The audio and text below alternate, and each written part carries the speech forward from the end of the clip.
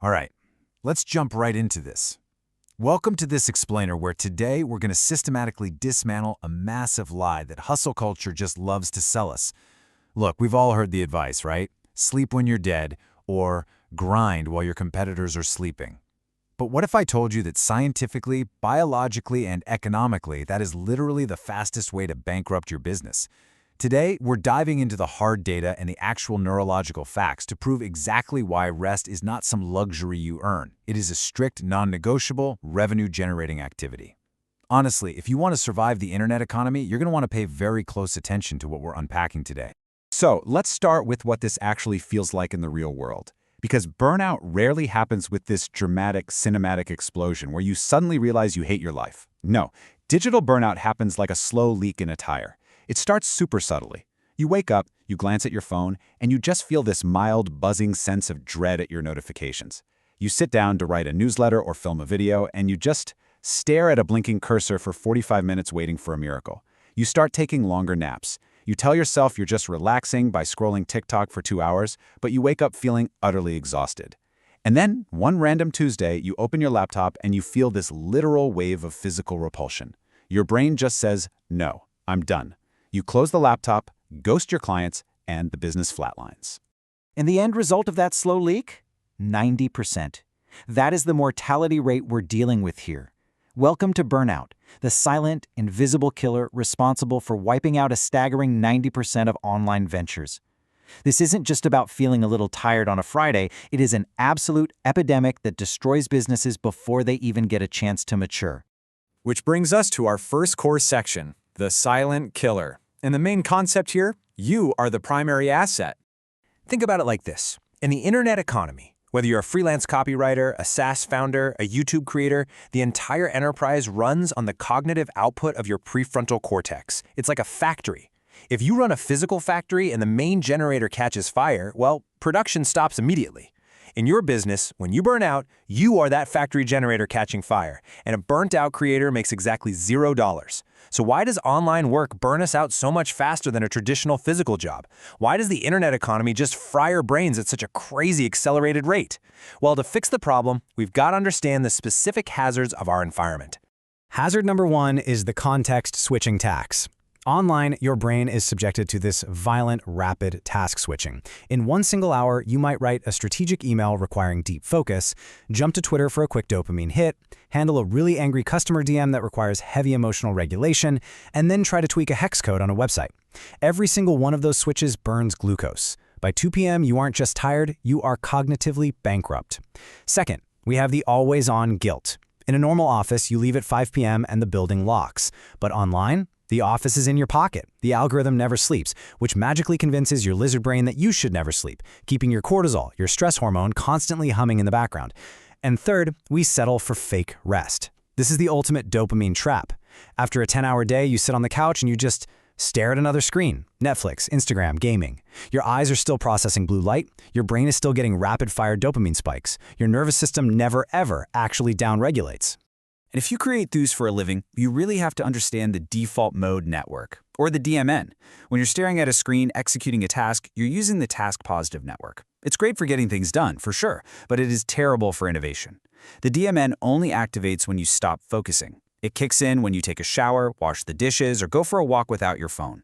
This is the part of your brain that connects totally disparate ideas and generates those brilliant aha moments. If you never give your brain screen-free downtime, you literally destroy your ability to activate the DMN. You end up becoming a fantastic executor of incredibly bad ideas, and your creative edge is just gone. All right, moving into section 2, a tale of two creators, the grinder versus the sprinter. Let's look at a real-world parable of two people in the personal finance space to really see the economic stakes of this biology. First, we have Creator A, our daily grinder. He fully believes the algorithm demands blood, right? So he tweets 15 times a day, drops a video every 48 hours, and answers every single DM before the sender even hits send. He treats his brain like a machine meant to be run straight into the ground. Then we have Creator B, the strategic sprinter. She treats her brain like a high-performance engine that requires scheduled maintenance. She works in intense 8-week sprints, followed by a 1-week deload where she completely vanishes from the internet. She batches our content and absolutely refuses to answer DMs on demand. Now, the long-term results are brilliantly clear when we stretch this out to a 3-year timeline. In year 1, creator A grows incredibly fast. He hits 100K subscribers and pulls in 15K a month. Creator B grows a lot slower, hitting about 40K. But watch what happens in year 2. Creator A's quality totally drops. He starts using clickbait, he sounds exhausted, and he even starts snapping at his audience. Creator B, on the other hand, because she is well-rested, produces these brilliant, deeply researched ideas. She launches a cohort course and pulls in 80 grand in a single weekend. By year 3, the tragedy is complete. Creator A wakes up crying, deletes all his accounts, and takes a corporate job. His revenue drops to 0. Meanwhile, Creator B is still growing, highly profitable, and actually loves her daily life. Sustainability wins every single time. That brings us to our third section, your anti-burnout toolkit. These are the systems that force recovery. As a solo founder, pure willpower just isn't enough to stop you from working. You need systems. Trick number 1 is the analog anchor hobby. You absolutely must have at least one hobby that is strictly analog and involves your hands. We're talking woodworking, baking bread, lifting heavy weights, gardening, playing an acoustic guitar, something real. The science here is so simple but so effective. You are forcing your eyes to focus on physical depth rather than a flat screen 18 inches away from your face. But more importantly, you're forcing your brain to process physical physics instead of digital pixels. It acts as the ultimate neurological palate cleanser.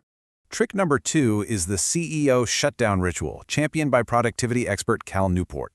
Look, when your office is literally your bedroom, you have to create a hard boundary. So at the end of your day, execute this exact sequence. First, close all your browser tabs. Second, review your inbox and flag anything actually urgent for tomorrow.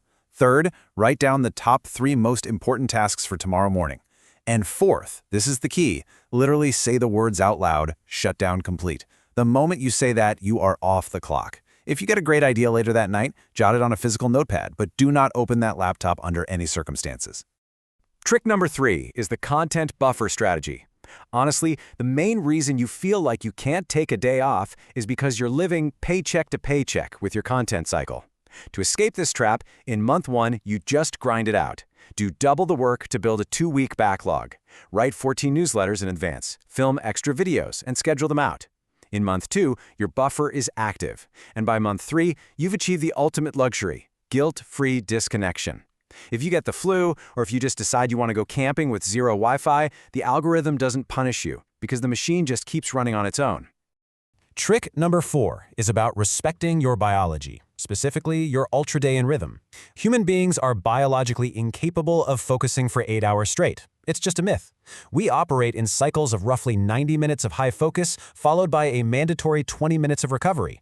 If you try to push past that 90-minute mark with, extra coffee and sheer willpower, you're just going to produce garbage work and completely crash by 3 p.m. During that 20-minute recovery slice, step away from the screen, leave your phone on the desk, and let your default mode network actually activate. And trick number 5 is the dopamine fast morning. How you start your day completely dictates your brain's chemical baseline for the next 14 hours. If you roll over and grab your phone to check your analytics the exact second you wake up, you instantly spike your cortisol and dopamine, forcing your brain into this defensive, hyper-reactive state. The rule here is super simple. No screens for the first 60 minutes, period. Wake up, drink some water, get some actual sunlight in your eyes, make your coffee, maybe read a physical book. Just let your brain boot up in the real physical world before you plug it into the digital matrix. Which leads us to our final section, the mindset shift, sharpening the axe. At the end of the day, we need to completely reframe how we view downtime. Because if you still see rest as a reward rather than a requirement, literally none of these systems are going to stick.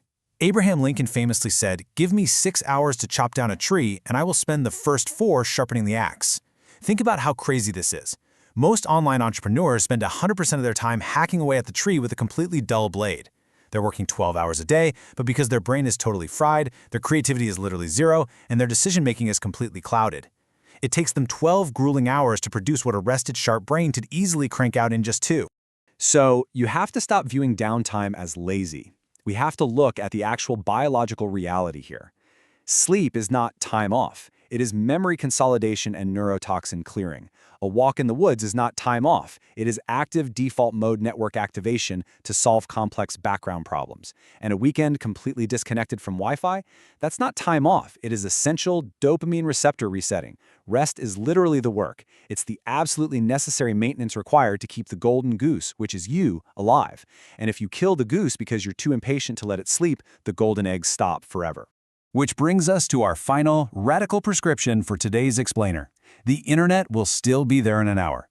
When this finishes, do not immediately open a new tab. Do not frantically start rewriting your business plan. Close the laptop, put your phone in a drawer, go outside and breathe some air that hasn't been filtered through an AC vent. The internet can wait. Your sanity cannot. So I'll leave you with this. Are you going to keep hacking away with a dull blade today, or are you brave enough to step away and sharpen the axe? Thanks so much for joining me on this explainer, and I'll see you next time.